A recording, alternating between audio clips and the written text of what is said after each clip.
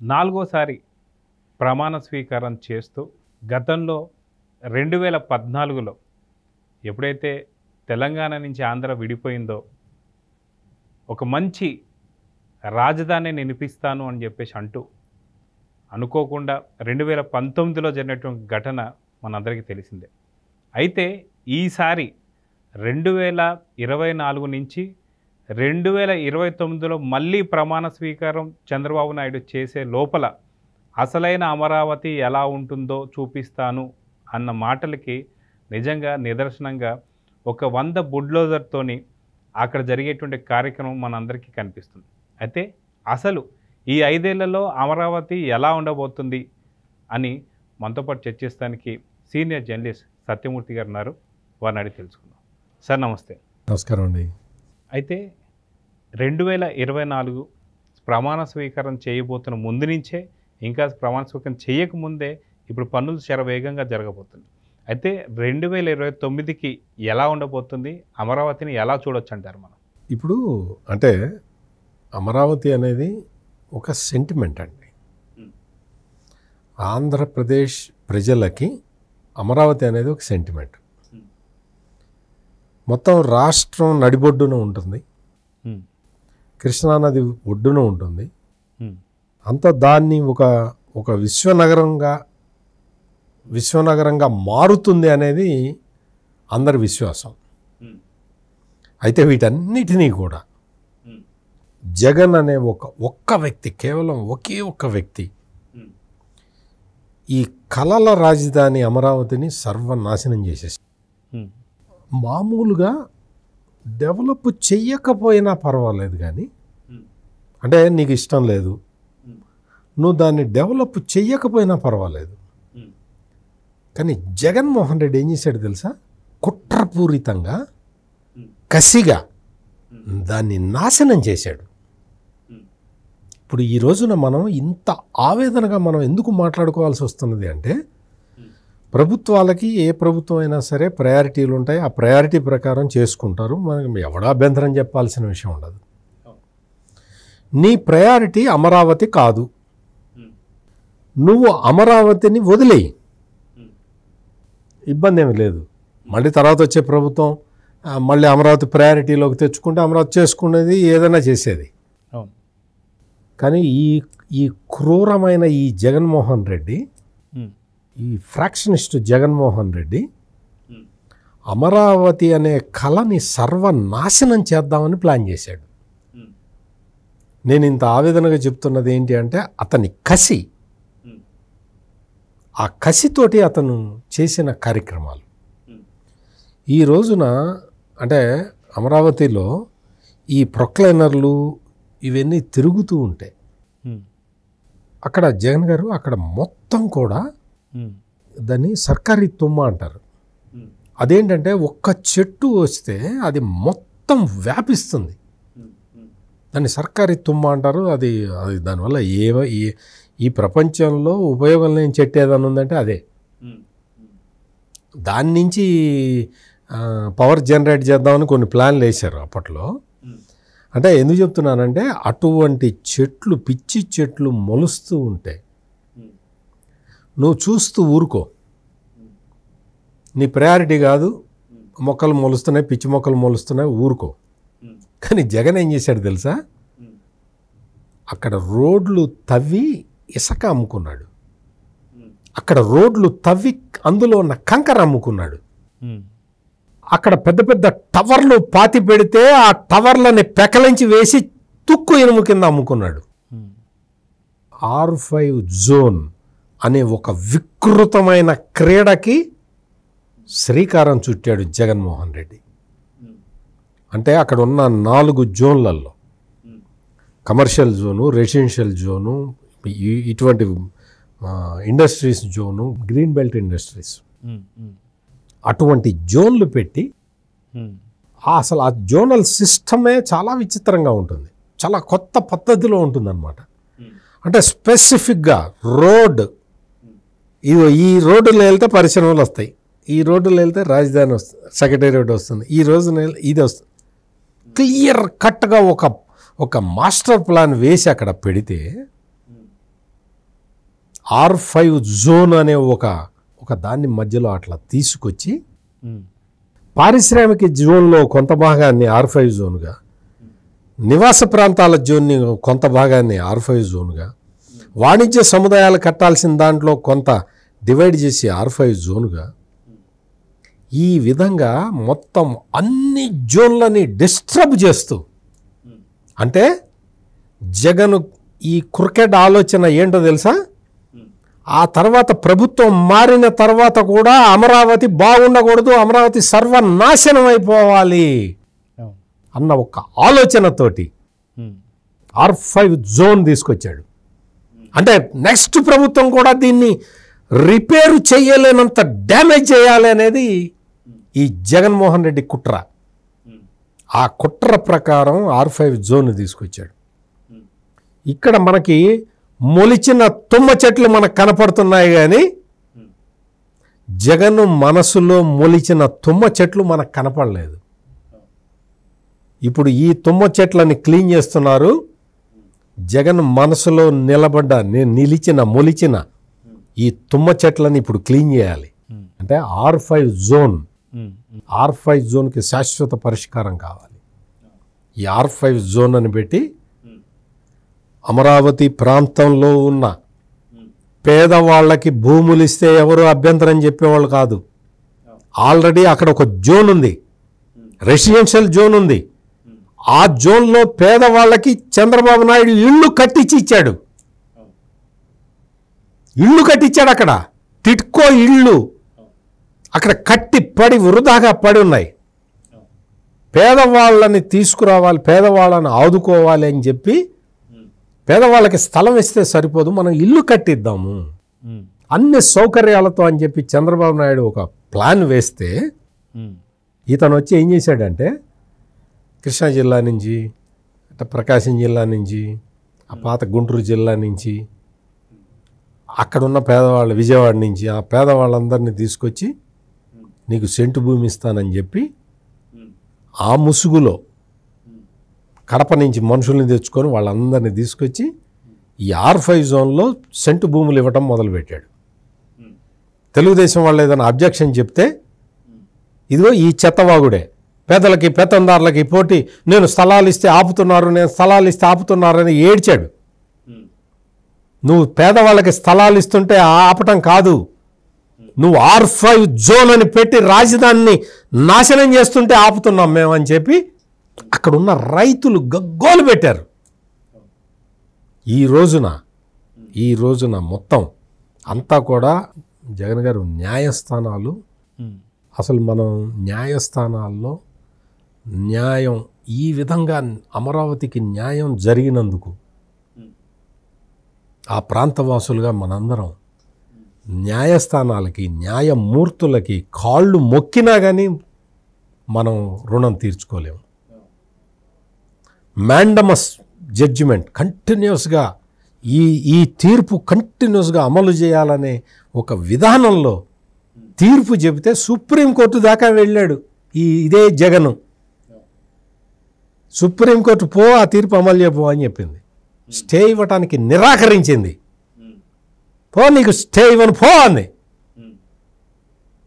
అంటే అంత సర్వోన్నత న్యాయస్థానం కూడా రైతుల పట్ల ఒక సంఘీభావం తెలిపినట్టుగా తీర్పులు చెప్పింది.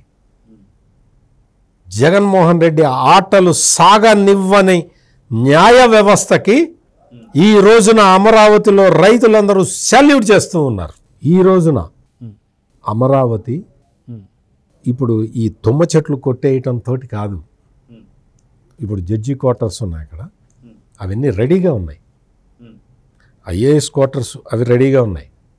మొత్తం NGOలు కూడా అవి కొంచెం ఫినిషింగ్లో ఉన్నాయి, అవి అయిపోతాయి. చాలా వరకు భవనాలు అంటే కంప్లీట్ అయినవి కూడా పాడుబడ్డ స్థితికి వచ్చినాయి.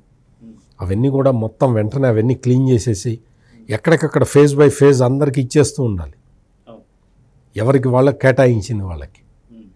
మధ్యలో అమరావతి మధ్యలో రాజధానిలో ఒక పెద్ద సెక్రటేరియట్ భవనాలు నిర్మించడానికి తవ్విన గుంటల్లో నీళ్లు చేరితే రోజు ఆ రోడ్డు మీద వెళ్ళే జగన్మోహన్ రెడ్డి పెద్ద రాఫ్ట్ ఫౌండేషన్ అక్కడ వేసింది. ఆ రాఫ్ట్ ఫౌండేషన్ నుంచి కొంచెం పైకి లేచిన గోడలు మునిగిపోతే అక్కడ పెట్టిన ఐరన్ మొత్తం వంగిపోతే అక్కడి నుంచి రోజు వెళ్ళే జగన్మోహన్ రెడ్డి వికృతంగా నవ్వుకుంటూ వెళ్ళుంటాడు ఈ 5 సంవత్సరాల పాటు. ఈ రోజున అమరావతి రైతులు నవ్వుతున్నారు. మళ్ళీ అమరావతి బాగుపడుతుంది అని నేను అనుకోవటం ఏంటి అంటే, మొత్తం 5 సంవత్సరాల కాలపరిమితి కూడా తీసుకోడు నాకు తెలిసి. ఎందుకంటే ఆల్రెడీ కొన్ని కంప్లీట్ అయిన బిల్డింగ్స్లో ఇమ్మీడియట్గా స్టార్ట్ చేసేస్తారు, మిగిలిన వర్క్స్ అన్నీ కూడా స్టార్ట్ చేసేస్తారు. స్టార్ట్ చేసి నేను అనుకోవటం 5 సంవత్సరాలు కూడా పట్టదు. ఈ లోపలే అమరావతి మొత్తం ఫుల్ ఫ్లెడ్జ్డ్ అయిపోతుందని. అంటే చాలా ఐకానిక్ టవర్స్ చాలా ఉన్నాయి, వాటి నిర్మాణాలు కొంచెం జాప్యం జరిగినా కానీ మొత్తం యాక్టివిటీ మాత్రం శరవేగంతో మొదలైపోతుంది అనేది నా విశ్వాసం.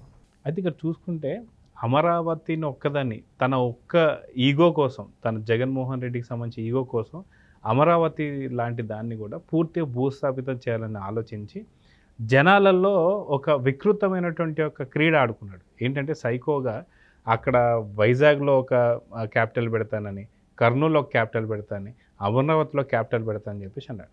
కానీ దీనికి ప్రజలు ఎలాగ ఆలోచిస్తున్నారు ఏంటనేది ఎవరికి అర్థం కాలేదు. తను ఏదో రకాలుగా అర్థమైపోయిందండి, అందరికీ అర్థమైపోయింది. ఇప్పుడు రిజల్ట్ మనం చూసిన తర్వాత కంప్లీట్గా అసలు జగన్ అనే వాడికి ప్రతిపక్షం కూడా లేకుండా చేశారు అంటే ప్రజలు చాలా మంచి, అంటే 100కి 100% తీర్పునైతే మనం చూసాం. దీన్ని ఎలా చూడు? మీకు జగన్ గారు, మీరు ఎలక్షన్ టైంలో, ఎలక్షన్ క్యాంపెయిన్లో చంద్రబాబు నాయుడు విశాఖపట్నం వెళ్ళి రాజధాని అమరావతిలో ఉంటుంది అని చెప్పాడు.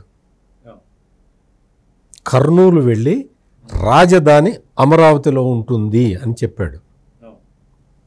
3 ప్రాంతాల సెంటిమెంట్ తోటి ఆడుకొని మళ్ళీ గెలుద్దామని వికృత ప్లాన్ వేసుకున్న జగన్మోహన్ రెడ్డికి, జగన్మోహన్ రెడ్డి ఏమనుకున్నాడంటే, నేను 3 ప్రాంతాల్లో 3 రాజధానులు పెడతాననే రాజకీయం చూసి 3 ప్రాంతాల్లో ప్రజలు తనను ఆదరిస్తారు అనుకున్నాడు. కానీ చంద్రబాబు నాయుడు ఏం చేశాడు తెలుసా? ఈ 3 ప్రాంతాల్లోకి వెళ్ళి ప్రజలని కన్విన్స్ చేసి రాజధానిగా అమరావతి ఉంటుంది, మీకు ఇష్టమేనా అని అడిగి వచ్చాడు. ఆ దాని మీద, ఆ బేసిస్ మీదే ఎలక్షన్ కొట్లాడాడు. చంద్రబాబు నాయుడు క్లియర్ కట్గా ఉన్నాడు, నాకు కర్నూలులో ఓట్లు రావాలి అంటే కర్నూలులో రాజధాని పెట్టాలని, నాకు విశాఖపట్నంలో ఓట్లు రావాలంటే విశాఖపట్నంలో రాజధాని పెడతానని చెప్పాలని.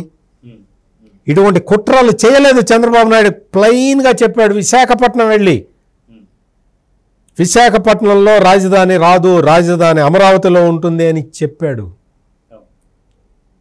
జగన్మోహన్ రెడ్డి రాజకీయాన్ని తన యొక్క సచ్చీలతతోటి చంద్రబాబు కౌంటర్ చేశాడు.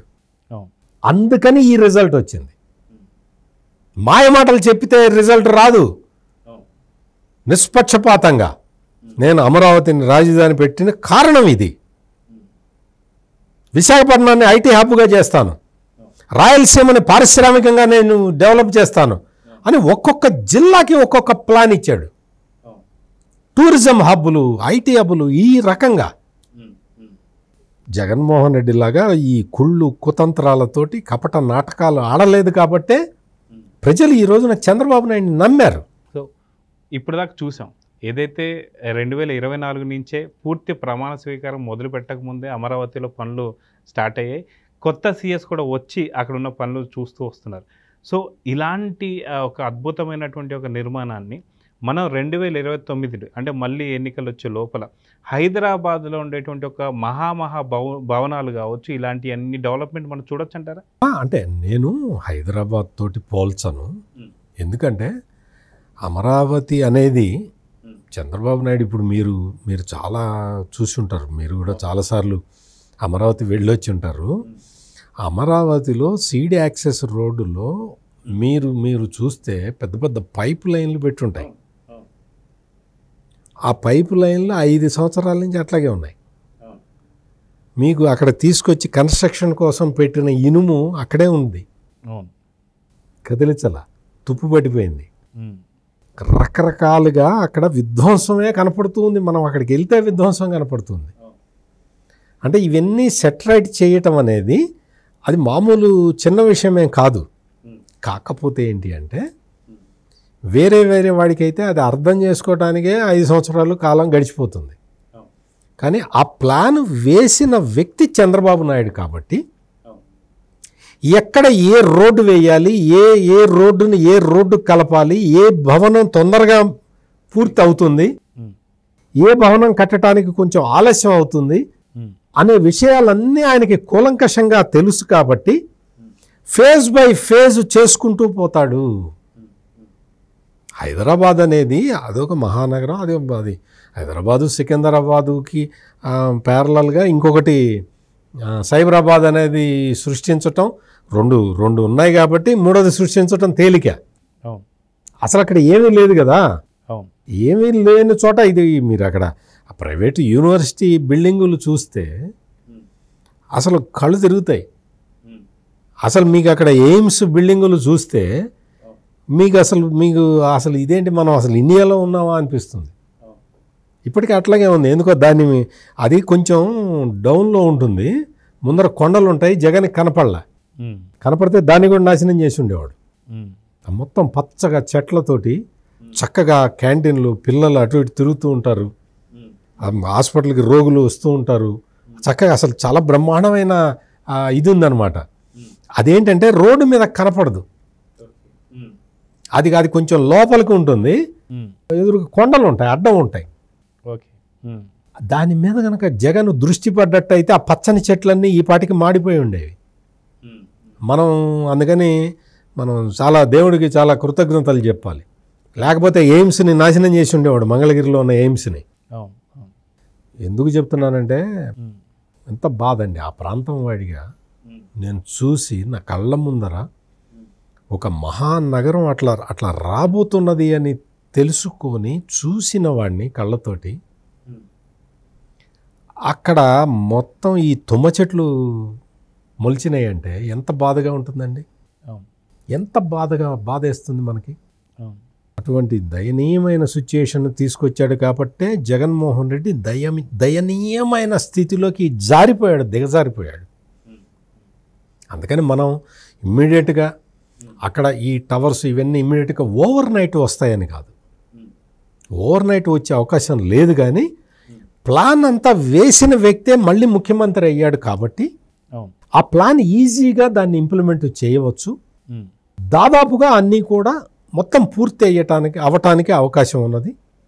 సో అందుకని మనం ఫుల్ ఫ్లెడ్జ్డ్ అమరావతిని మనం చూడగలుగుతామన్న నమ్మకం నాకైతే కనపడుతున్నది. సో చూద్దాం సార్, ఖచ్చితంగా 2029 ప్రమాణ స్వీకారానికి పూర్తి స్థాయిలో అమరావతి సెట్ అయిపోయి ఉండాలని. అమరావతి ఒకటే కాదు, చంద్రబాబు చెప్పినట్టు ఖచ్చితంగా 3 ప్రాంతాలు కూడా ఒకేసారి డెవలప్మెంట్ రెడీ కాబోతుందని చెప్పి అంటున్నారు. అమరావతి ఒకటే కాదు, పలు జిల్లాలలో పలు ప్రాంతాలలో అమరావతి వెలగాలని నెలకొల్పాలని చెప్పేసి అయితే కోరుకున్నాను. నమస్కారం అండి.